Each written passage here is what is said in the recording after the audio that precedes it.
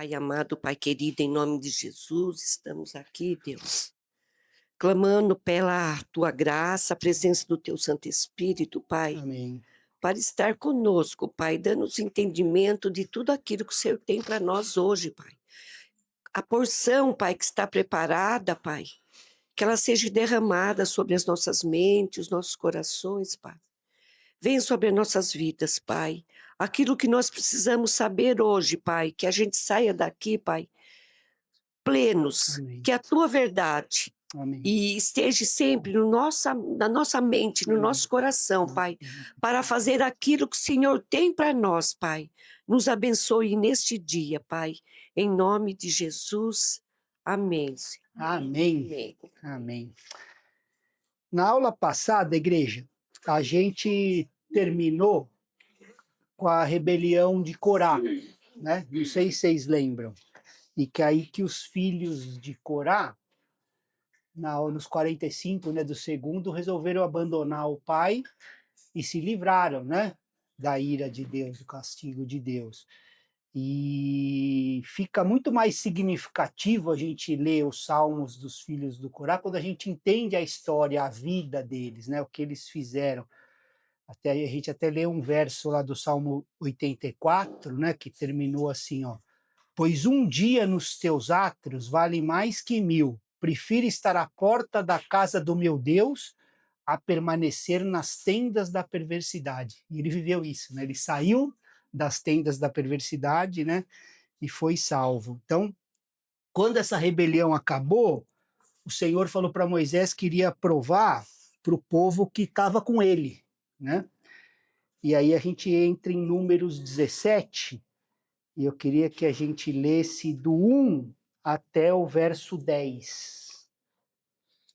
O Senhor disse a Moisés: fale aos filhos de Israel e receba deles bordões, um pela casa de cada pai de todos os seus chefes, segundo as casas dos seus pais, isto é, 12 bordões. Escreva o nome de cada um sobre o seu bordão. Porém, o nome de Arão você escreverá sobre o bordão de Levi, porque cada cabeça de casa de seus pais terá um bordão. Põe esses bordões na tenda do encontro, diante da arca do testemunho, onde eu me encontro com vocês. O bordão do homem que eu escolher, esse florescerá. Assim farei cessar as murmurações que os filhos de Israel proferem contra vocês. Então Moisés falou aos filhos de Israel, e todos os seus chefes lhe deram bordões. Cada um lhe deu um, segundo as casas de seus pais, 12 bordões, e entre eles estava o bordão de Arão. Moisés pôs estes bordões diante do Senhor na tenda do testemunho. No dia seguinte, Moisés entrou na tenda do testemunho, e eis que o bordão de Arão, pela casa de Levi, havia brotado, e tendo feito brotos, havia produzido flores e dava amêndoas. Então Moisés trouxe todos os bordões de diante do Senhor e todos os filhos de Israel. E eles olharam e cada um pegou o seu bordão. O Senhor disse a Moisés: torne a pôr o bordão de Arão diante da arca do testemunho, para que se guarde por sinal para filhos rebeldes. Assim você fará acabar as murmurações que eles proferem contra mim, para que não morram. Então, olha que tremendo, né, igreja? Dos 12 bordões, né, botou o nome de Arão, né, sobre a casa de Levi, e era para provar que Deus estava com eles, né? Então, o bordão do homem que eu escolher, esse florescerá, né? E no verso 10, né, no 5 e no 10, ele fala uma coisa importante aqui, né? Ó, assim você fará acabar as murmurações que eles proferem contra mim, né? Então é o princípio aqui, igreja, da ressurreição, ou seja, a vida que vem da morte, o poder da ressurreição foi o meio que o Senhor escolheu, né, para identificar os servos dele, os filhos dele, né? Ou seja, no meio da morte espiritual, os servos de Deus podem e devem permanecer vivos. Esse é o ensino. Não importa o ambiente que a gente esteja, né? A gente não vai ser engolido pela morte espiritual que nos assola no nosso meio. É esse o princípio que ele está falando, né? Mesmo na cristandade, entendeu? Não seremos engolidos pela morte espiritual, né? Eles florescerão, né, e darão frutos no meio da morte. Não é o ambiente que faz você, é o que Deus depositou, né, em nós. A gente pode dar fruto. E esse princípio, né, o Senhor falou 2 vezes, evita a murmuração nos lugares que Deus permite a gente estar. Mesmo você vê, tanto no 5 como no verso 10, ele fala isso, faz cessar as murmurações. Quando a vida vem no meio da morte, né? Então é isso que o Senhor fala para o seu povo, né? E um pouco mais para frente, em Números 18, o Senhor disse também a Arão, e também, né, para todos nós, Números 18, 20. O Senhor disse também a Arão: na terra deles você não terá nenhuma herança, e no meio deles você não terá nenhuma porção. Eu sou a sua porção e a sua herança no meio dos filhos de Israel. Então a gente precisa fazer essa pergunta, né? Não tem nada de errado em nós termos a casa, nós termos as coisas aqui na terra, né? Mas quando a gente começa a considerar essas coisas, a nossa porção e a nossa herança, a gente não vai estar servindo ao Senhor. Onde está o teu tesouro, Ali está o está o teu teu coração, né? coração. Quando essas coisas ocupam um lugar onde só Deus poderia estar, a gente não vai ser efetivo para a obra dele. Infelizmente, não vai ser efetivo. A gente não pode deixar que essas coisas nos possuam, que a nossa energia, o nosso coração estejam nessas coisas, né? A gente não pode querer a posse delas, sabe? O Senhor é a nossa porção e a nossa herança. Está falando, né? O resto, o Senhor faz o que quiser com elas, né? Porque nós já temos a nossa porção e a nossa herança nele. Também é um princípio espiritual que o povo de Deus deveria andar, né? Aí, Números 20, a gente aqui vai ver Moisés sendo punido, e no caso, por uma desobediência. Lembra? 10 desobediências, só na 10ª ele puniu o povo, né? Aí a gente vai ler aqui com Moisés, né, que Deus mandou ele falar para sair a água, né? Não para ele ferir, para ele bater na rocha. Vamos ler Números 28, verso capítulo 20, né, o versículo 8. Pegue o seu bordão e junte o povo, você e Arão, o seu irmão, e diante do povo falem à rocha, e ela dará a sua água. Assim vocês tirarão água da rocha e darão de beber à congregação e aos animais. Mas olha o que ele fez do verso 11. Moisés levantou a mão e feriu a rocha 2 vezes com o seu bordão, e saíram muitas águas, e a congregação e os seus animais beberam. Então, ele deveria apenas falar para receber o benefício que Deus havia falado para ele, né? Lá em Êxodo 17, a gente até passou por isso. Deus falou, bata, ok, você vai. Aqui não, ele falou, fale, né?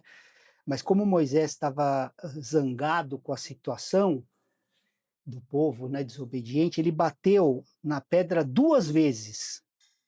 Ele não levou a sério o mandamento do Senhor, né? Aí o Senhor, no 12, olha o que ele disse a Moisés e a Arão. Mas o Senhor disse a Moisés e a Arão: por que não creram em mim para me santificarem diante dos filhos de Israel? Vocês não farão entrar este povo na terra que lhe dei. E aí, você vê que no 9, o 9 e o 10, né, Moisés pegou o bordão que estava diante do Senhor, né, como havia ordenado, E Moisés e Arão reuniram o povo diante da rocha, então Moisés lhe disse: agora escutem, rebeldes. Será que teremos que fazer com que saia água dessa rocha para vocês? Então, assim, Moisés, na ira dele, agiu, né, precipitadamente e quis assumir a glória para ele, sabe? Agora escutem, rebeldes, será que teremos que fazer, que sair, né? Tipo assim, sou eu que estou fazendo, né? E aí ele feriu a rocha 2 vezes, né? E isso poderia levar o povo a pensar que a água vinha por causa do poder de Moisés, né? No ato de bater, né? Ele bateu e saiu, né? Em vez de ser um milagre de Deus realizado através da palavra de Deus e da obediência de Moisés, né? Então essa desobediência do Moisés acabou manchando a santidade e a glória de Deus aos olhos daquele povo, né?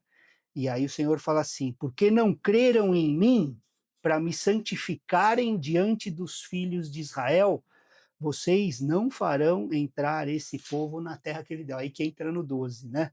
Então, assim, não é que Deus é muito severo, se a gente lê a palavra com atenção, né? Você vê lá no povo, cara, ele esperou pisar na bola 10 vezes para corrigir, né?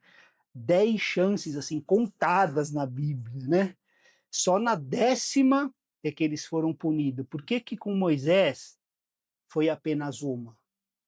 Porque o Senhor espera mais de quem está liderando o povo, né? Muito será cobrado, né? Então ele espera mais.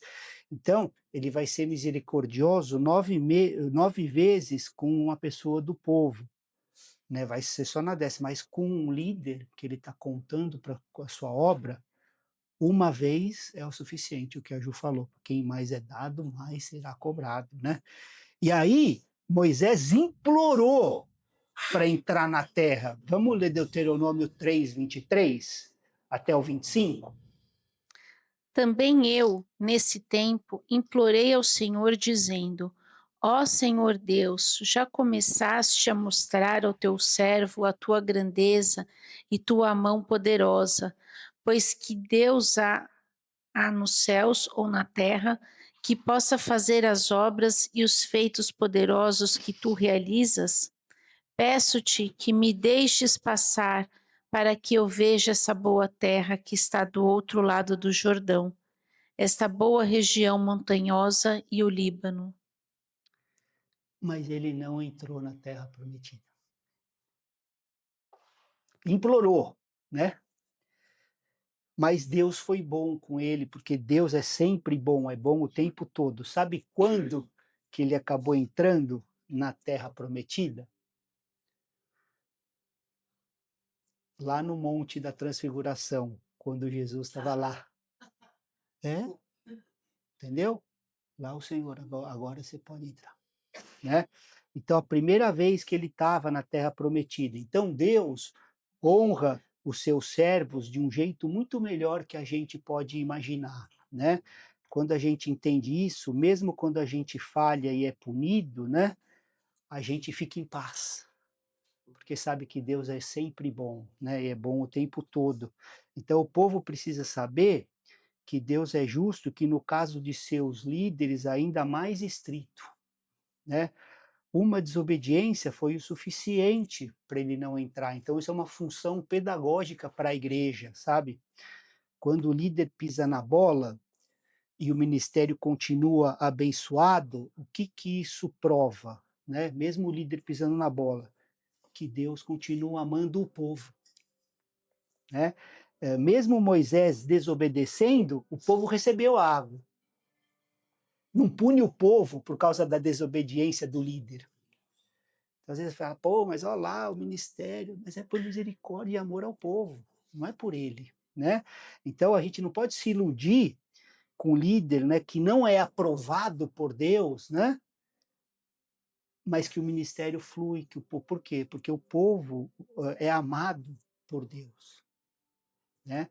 Então ele vai lidar com ambos do jeito dele, no tempo dele, né? Ele é sempre justo.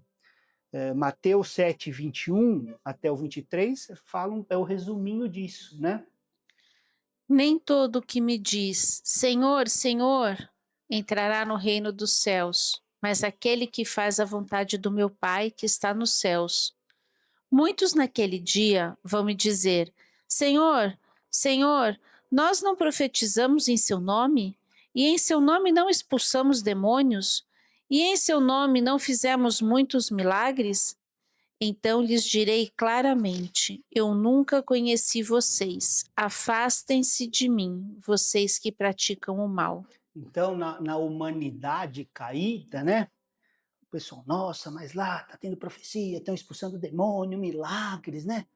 O cara tá. Afastem-se de mim, eu nunca conheci vocês não se relacionam comigo. Mas por amor ao povo, né, as coisas estão acontecendo. Então, assim, aqui no caso, vocês não viveram uma vida dedicada ao Senhor, com santidade ao Senhor, né? Vocês viveram em pecado, eu nem conheço vocês, né? Esse é o que ele está dizendo. Então, até a desobediência dos servos de Deus, ele usa para ensinar, porque ele ama o povo, né?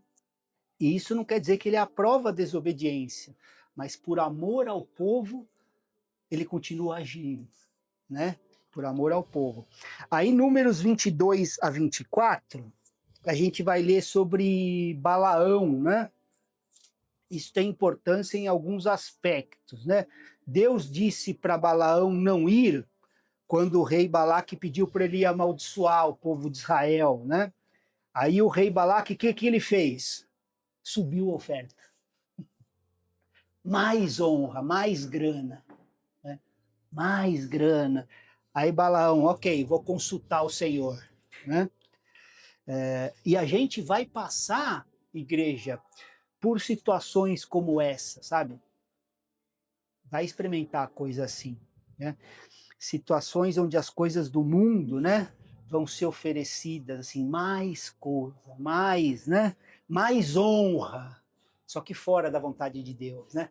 Mas você vai andando nisso, poxa, isso aqui, tá, né?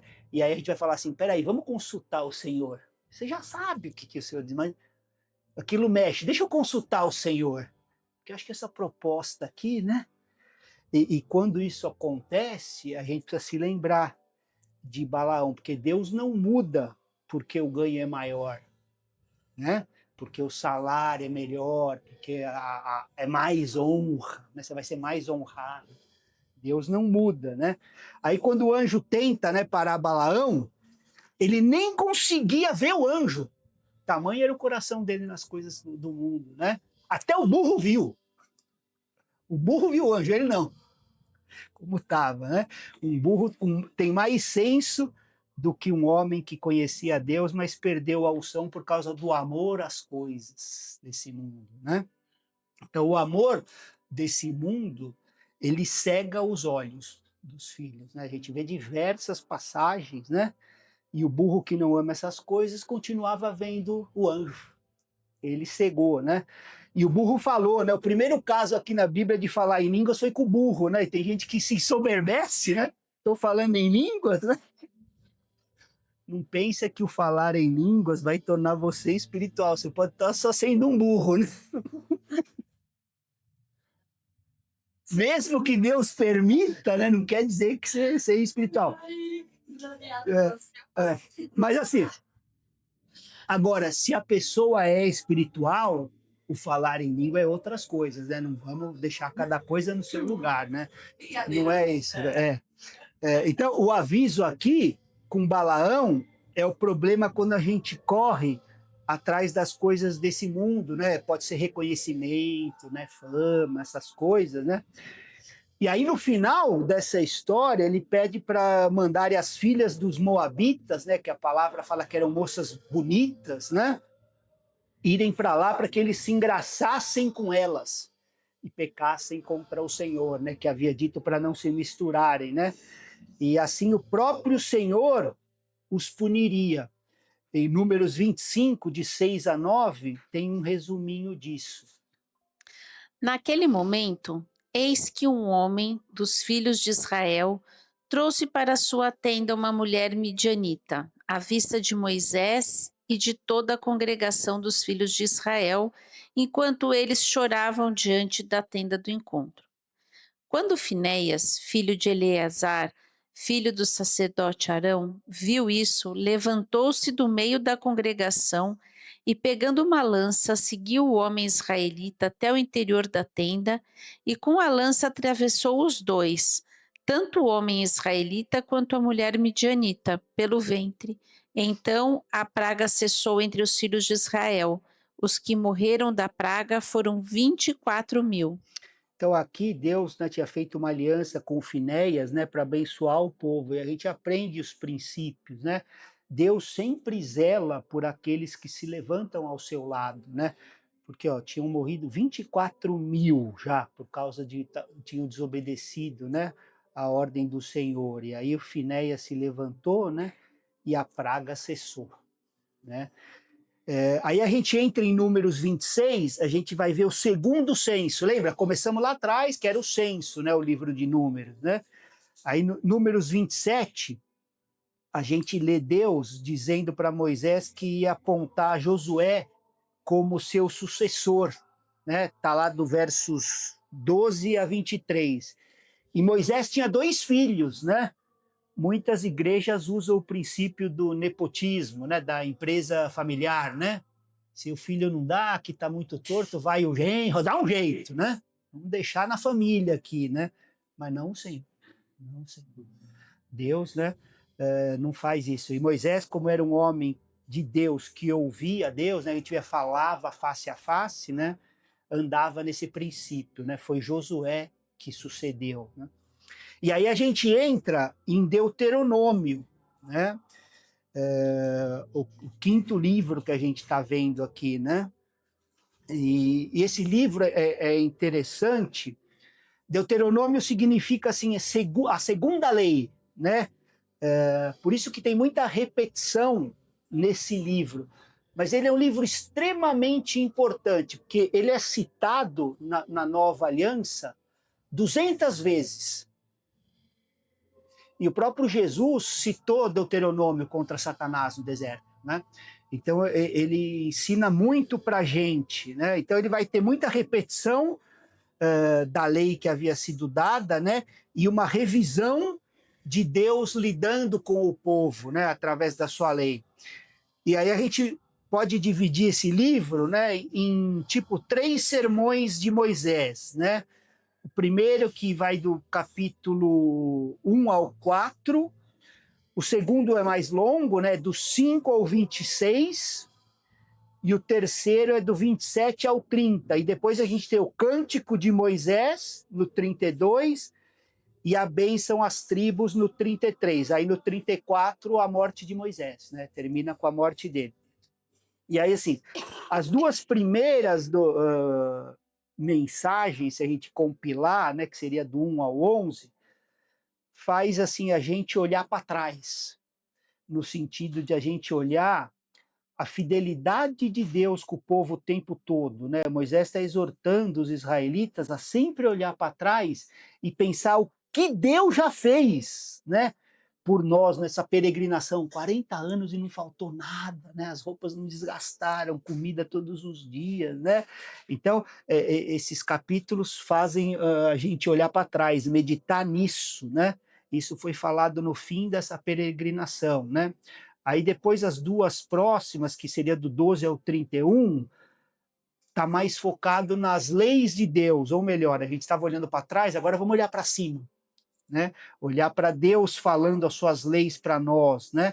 E quando a gente olha para as leis de Deus, o que a gente vê? As nossas mazelas, né? A gente vê o caráter, a natureza moral de Deus, né? A santidade de Deus, aí reflete a nossa mazela. Então a gente olha para cima. A gente nunca deve olhar para dentro antes de olhar para cima. Senão vai ser só tristeza, depressão. Você olha primeiro para Deus, aí você olha para você. Esse, né? Não é só interno ou olhando para o lado com meu irmão, porque ou vai me dar soberba, poxa, eu estou melhor que esse, ou vai me dar, né, inveja, poxa, eu não consigo.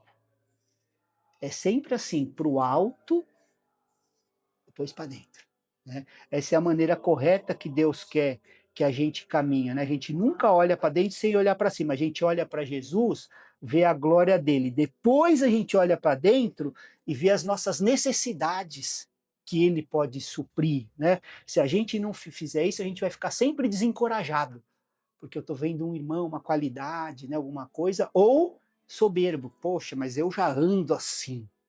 Mas com Jesus nunca. A gente vê a glória dele e vê tudo que a gente não tem, a gente pode ter nele.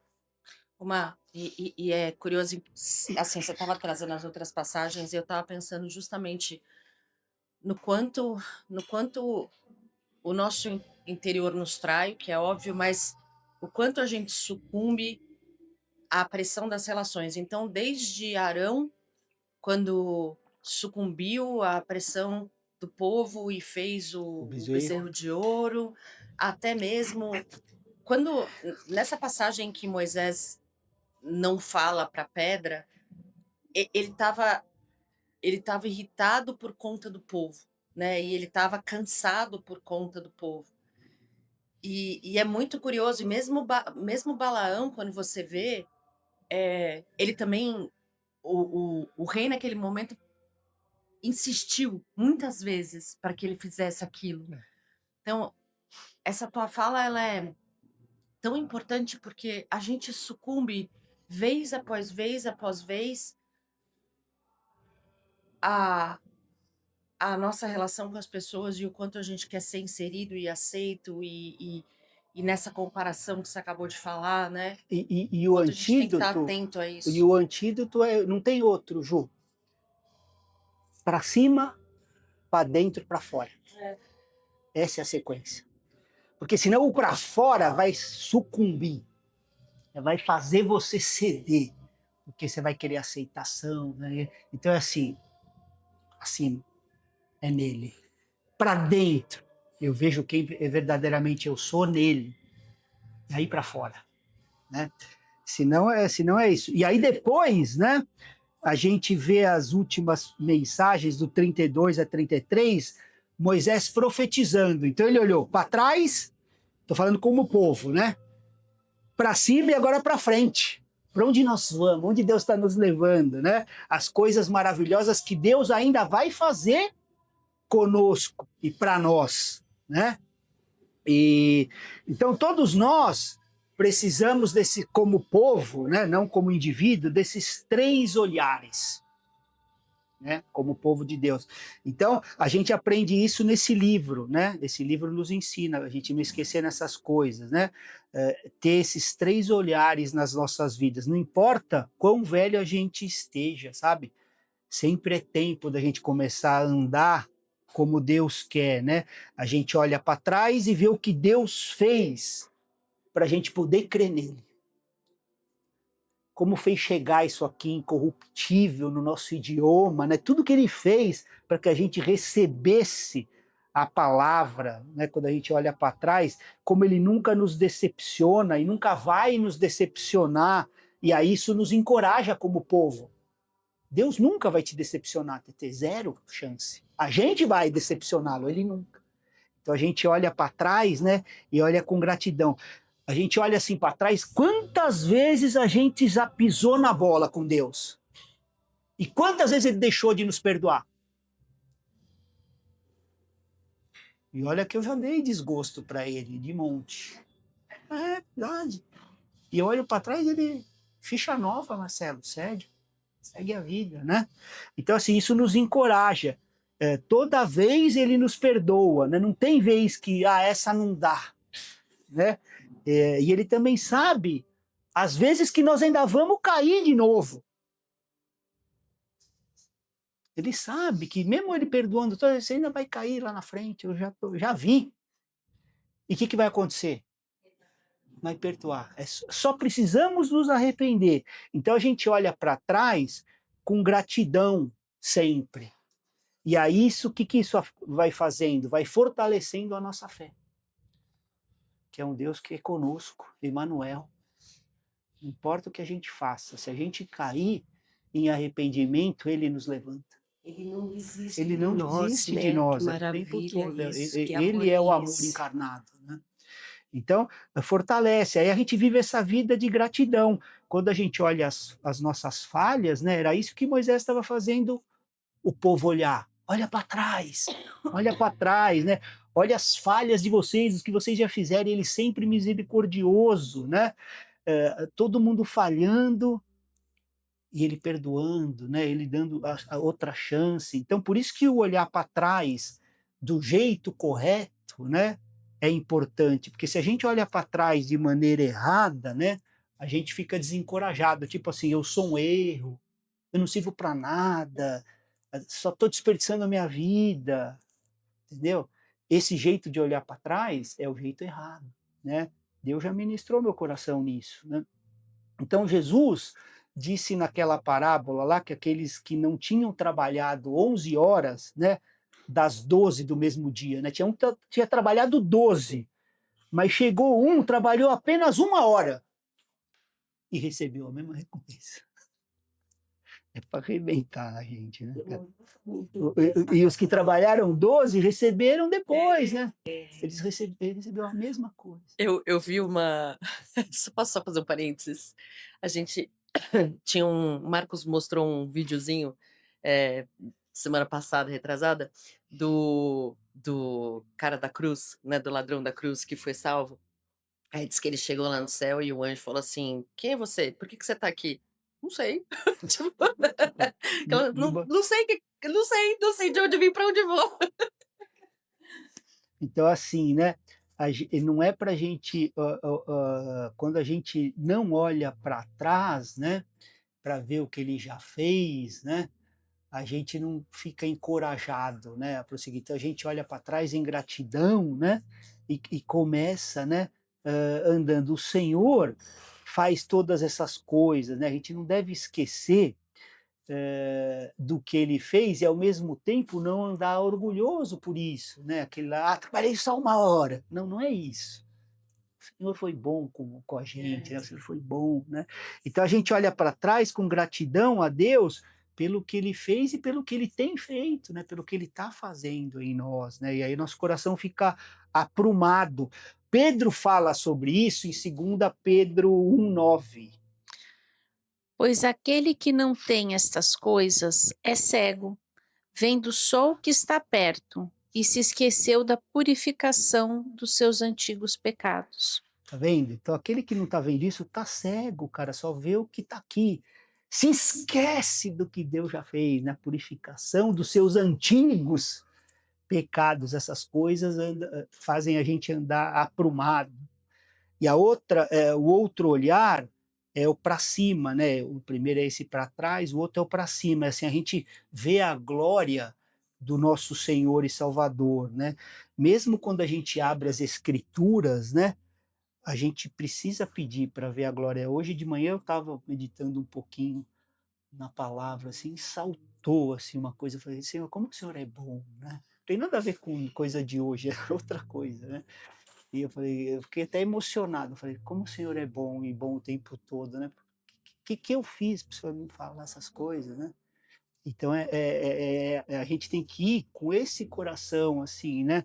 Querendo ver a glória de Deus, né? E o próprio Davi, ele salmodiou sobre isso em Salmo 119, verso 18. Você quer ver?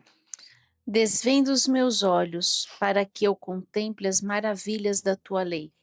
Desvenda os meus olhos, Senhor. Eu sozinho não vou ver nada, eu vou querer ficar orgulhoso, porque eu sei da tua palavra. Só bobagem, só bobagem. Se ele não mostrar as maravilhas, né? O que vale esse livro, né? Então é ele, quando a gente contempla a glória dele, o Espírito Santo vai mostrando, e aí a gente nunca vai parar de ficar impressionado. A gente estava conversando isso, né, TT? Nunca. Eu conheço gente aí de 60, 70 anos do Evangelho e cada vez que lê uma coisa parece que até hoje eu não vi, não é? Porque a gente é finito, ele é infinito, então não vai caber a plenitude dele, todo o imaginário dele em nós. Então sempre vai ter espaço. Não pode dar uma overdose. Às vezes ele fala, deixa eu segurar um pouco, você não aguenta, né? Então é isso, né? E aí a gente não para, né, de ficar impressionado. Quanto mais a gente vê dele, mais a gente, tipo, se humilha, né, diante da mão dele, assim, né? Como ele é um Deus perfeito, né? E isso vai acontecer até o final da nossa vida, né? Porque é fácil a gente ficar orgulhoso, né? Quando a gente está sendo usado por algum propósito de Deus, né? Quando está com alguma unção para a missão, como o Marcos fala, né? Vai na unção da missão, né? E muitos se tornam orgulhosos, né? Quando são usados por Deus. Por isso que a gente precisa olhar sempre para cima, né? O que vai nos fazer andar em humildade, né, até o final da nossa vida, né? O Senhor mostrou para Moisés 40 anos antes qual era o segredo da vida cristã, né? É olhar para Jesus. Olha para Jesus, o autor e o consumador da nossa fé, né? Não tem outro. Quando a gente olha para Jesus, é impossível a gente ficar orgulhoso. Se a gente olhar para Jesus, é impossível. É impossível, a gente não tem como ficar orgulhoso, porque você vai ver a glória dele assim, aquilo vai te dar a santidade dele, você vai, né? Então a pessoa só começa a ficar orgulhosa quando ela para de olhar para Jesus e começa a olhar para as coisas de Jesus. Aí eu começo a ficar orgulhoso, meu ministério, a minha igreja, né? Aí é diferente. Você tirou o olho de Jesus, é o que a Ju falou, se afunda. É Pedro ali. Não desvia, né? Olha para Jesus, né? Quando ele começa a olhar para as outras pessoas e começa a se comparar, né? Quando ele começa a pensar, poxa, mas eu sou melhor que ele, eu sou mais ungido. É o princípio do fim, sabe? Sou mais usado, sabe? E Jesus, ele veio de uma forma tão assim para nos ensinar, né? Uma humildade sem Muito, igual, né? então, quando a gente olha para cima e foca em Jesus, a gente abaixa o nosso olhar e vai direto para o chão. É o que o João fez lá na ilha de Patmos, né? Dali em diante ele não tirou mais a cara do pó. Fala assim, caiu como morto. João, né? Quando viu Jesus, assim, né? Então, assim, é onde a gente precisa deixar a nossa cara mesmo, sabe? No pó, porque é de lá que Deus vai, né?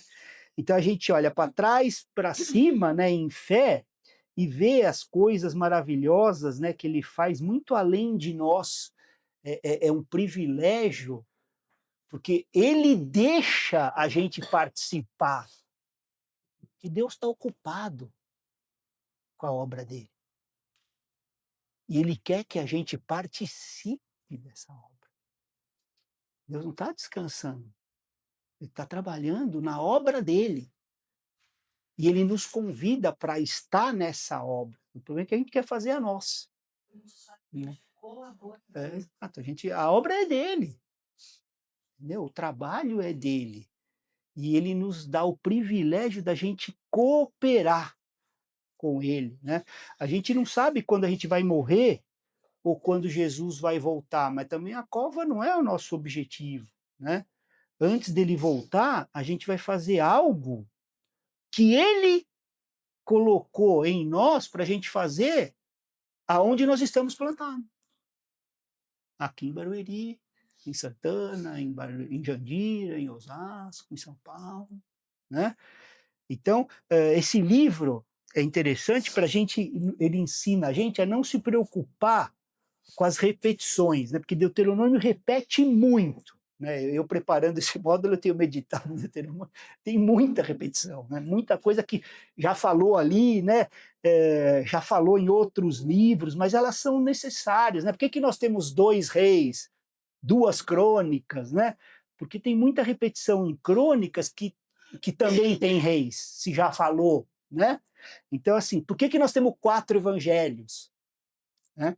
Então, várias repetições, várias passagens que estão nos 4, né? Qual que é a razão disso? Por que a gente tem Efésios e Colossenses com muita similaridade, né? Tem alguns versos que inclusive usam as mesmas palavras no original, mesmas palavras. Se você transcrever, o que a gente aprende, né? Que os apóstolos não se envergonhavam de repetir as coisas. Se é isso que você precisa entender, que a gente não está andando, por que que eu vou parar? Que eu tenho que trazer algo novo. Se isso aqui você ainda nem entendeu, né? Então, às vezes o pregador fica com receio de repetir muito tema, né? Para a glória de Deus, eu saí dessa Matrix. Né? Eu até tinha, pô, mas eu já fui. Não, não é. Né? Se eles pensam que perderam a reputação, vão perder a reputação, né? Ainda não entenderam que a mensagem não é deles, né? Que eles são portadores, né? Eles estão mais preocupados com o que as pessoas vão pensar ou preocupados com a necessidade das pessoas? Né? Não é o que eu quero, mas o que o povo está precisando ouvir. Qual é a mensagem, né?